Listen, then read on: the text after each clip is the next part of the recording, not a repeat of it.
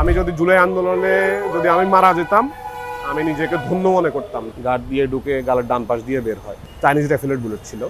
যখন কোটা সংস্কারের দাবিতে সাধারণ শিক্ষার্থীরা আন্দোলনে নেমে আসছিল, প্রথম থেকে যখন বাংলা ব্লকের কর্মসূচি ঘোষণা হয়, তখন থেকে আমাদের মাঠে সক্রিয় অংশগ্রহণ ছিল।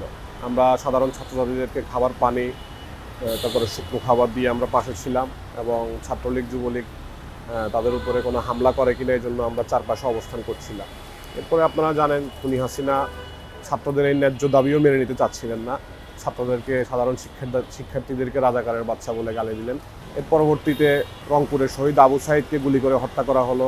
চট্টগ্রামে শহীদ ওয়াসিম এবং মীর মুগ্ধ সহ 6 জনকে হত্যা করা হলো।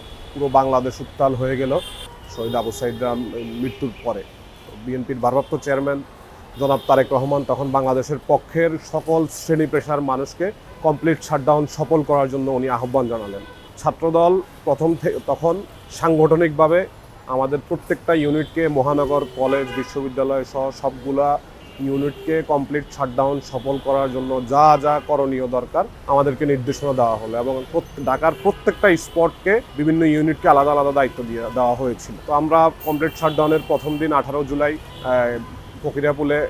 ফকিরাপুলে আমরা মিছিল করি কমপ্লিট শাটডাউন সফল করার লক্ষ্যে। তো খুনি হাসিনার পুলিশ বাহিনী আমাদের উপর টিয়ার শেল এবং রাবার বুলেট ছুড়ে আমাদেরকে ছত্রভঙ্গ করে দেয়। তো পুলিশের সাথে প্রায় আমাদের জুমার পর থেকে 4টা পর্যন্ত দীর্ঘ সময় দাওয়া পাল্টা দেওয়া চলছিল। আমরাও সামনে এগুচ্ছিলাম। তো আমাদের প্রতিরোধের মধ্যে একটা সময় পুলিশ পিছু হটার কিছুক্ষণের মধ্যেই তারা ফোর্স বেশি করে নিয়ে আসে। আচমকা তারা গুলিবর্ষণ শুরু করে। গুলিবর্ষণের মধ্যেই আমার সাথে আমার এক ভাই ঢলে পড়ে গেলেন। এর কিছুক্ষণের মধ্যে আমি নিজেও গুলিবিদ্ধ হওয়ার পরে অল্প কিছুক্ষণের মধ্যে আমি সেন্সলেস হয়ে যাই। তো আমি মনে করেছিলাম আসলে আমি আর বেঁচে ফিরবো না।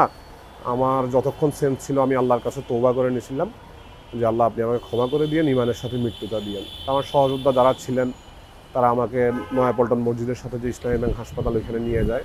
ওইখানে ডাক্তার আমার সিচুয়েশন দেখে উনি আমাকে রাখতে রাজি হয় নাই, যে এই সিচুয়েশনে আমরা এই রুগীকে এখানে রাখতে পারবো না, ওনার দ্রুত আইসিইউ দরকার, আর এই রুগীকে বাঁচার সম্ভাবনা খুবই কম, আপনারা ঢাকা মেডিকেল নিয়ে যান। তো ঢাকা মেডিকেলের তৎকালীন সিচুয়েশন তো খুবই বাজে ছিল। হাসিনার গোয়েন্দা বাহিনী, পুলিশ বাহিনী আন্দোলনে আহতদেরকে সঠিক ট্রিটমেন্টটা দিচ্ছিল না। আমার সহযোদ্ধারা আমাকে শান্তিনগর যে অরোরা হাসপাতাল, ওইখানে নিয়ে যায়। ওইখানে অরোরা হাসপাতালের সামনেও তখন দাওয়া পাল্টা দেওয়া পুলিশের সাথে চলছিল জনগণের। তো ডাক্তার আমাকে দ্রুত আইসিইউতে শিফট করে। আইসিইউতে শিফট করার পরে প্রায় দীর্ঘ সময় পর আমার জ্ঞান ফিরে।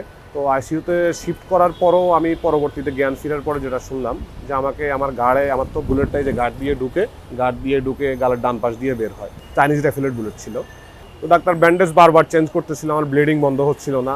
আমার যে অপারেশন করিয়েছেন ডাক্তার মাহফুজ ভাই, উনি আমাকে রাত প্রায় আনুমানিক 2টার পরে অপারেশন থিয়েটারে নিয়ে যায় আমার অপারেশন করার জন্য। যখন ব্লিডিং বন্ধ হচ্ছিল না, আমার অবস্থারও অবনতি ঘটছিল, উনি আমাকে জড়িয়ে ধরে উনি কান্না করে দেয় যে বাবা, তুমি বেঁচে আছো, এটা তো মিরাকেল, আমরা তো কল্পনাও করি না তুমি বেঁচে থাকবা। আমি যদি জুলাই আন্দোলনে আমি মারা যেতাম, আমি নিজেকে ধন্য মনে করতাম যে বাংলাদেশের মানুষের মুক্তির জন্য, বাংলাদেশের মানুষের ভোটাধিকার প্রতিষ্ঠার জন্য, বাংলাদেশের মানুষের বাক স্বাধীনতা ফিরিয়ে আনার জন্য আমি আমার জীবনকে উৎসর্গ করতে পেরেছি। তার জন্য আমি ব্যক্তিগতভাবে আমি স্যাটিসফাইড থাকতাম।